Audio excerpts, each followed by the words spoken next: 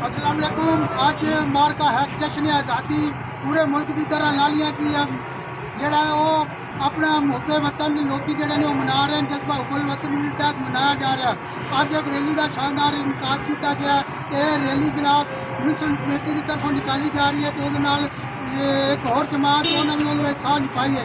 तो मेरे नाल इस वक्त मौजूद ने चीफ ऑफिसर मुस्लिम कमेटी मोहम्मद सुल्फरनैन हैदर साहब मौजूद ने।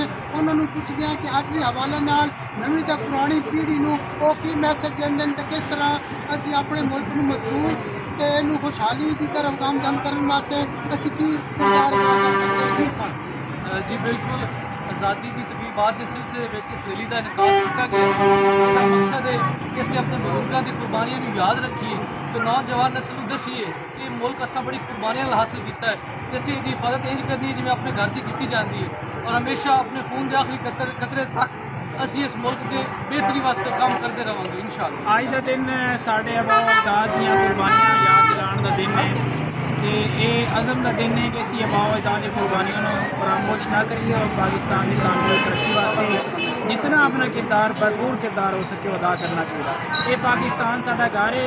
कायदे आज़म साडे हवाले करके गए ने दिन उसी अमानत के तौर पर असी ये रवैया इख्तियार करना है और ये साडी आन है, बान है, शान है। पाकिस्तान ही साडा जीना और बनना है और ये साडी तरक्की है। पाकिस्तान बिस्मिल्लाहिर्रहमानिर्रहीम। अज लालियां के अंदर सारिया जमात मिल के आने वाली नस्ल को पैगाम देना चाहते हैं कि पाकिस्तान साढ़े बड़िया ने लखा कुर्बानियाँ दे के बनाया है और बनाने का मकसद पाकिस्तान का मतलब की है ला इलाहा इल्लल्लाह। इस नारे ते उन्होंने सारे सिंधी बलोची सब इकट्ठा किया तो सानू भी अज ये 14 अगस्त यही पैगाम दिंदा है कि इस कलमे ला इलाहा इल्लल्लाह मुहम्मद रसूलुल्लाह दे अज असी सारिया कौमां नूं सारिया ज़बानां वाले सारे मजहब सियासी और मजहबी जमातां इस कलमे ते इकट्ठियां होकर इस पाकिस्तान नूं मुतहद करिए और इस बुनियाद पर पाकिस्तान मरकजी मुस्लिम लीग मुतहद कौम और मुतहद मार्च पूरे मुल्क के अंदर इस ते काम कर रही है और आने वाली कौम नूं यही पैगाम देना चाहते हैं कि मुतहद होकर जिस तरह साढ़े बड़िया ने इस मुल्क को बनाया असीं इहदा दिफा करना।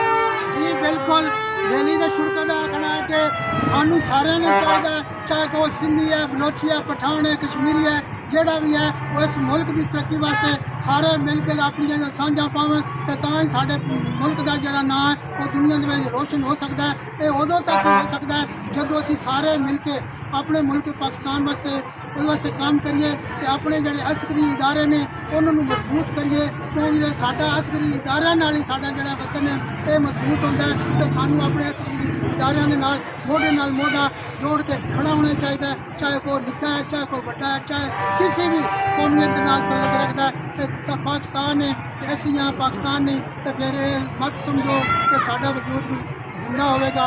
इस नाल ही रियाज चलन दियो इजाजत तो फिर एक नारा ला दियो पाकिस्तान जिंदाबाद, पाक फौज जिंदाबाद, पाक फौज जिंदाबाद।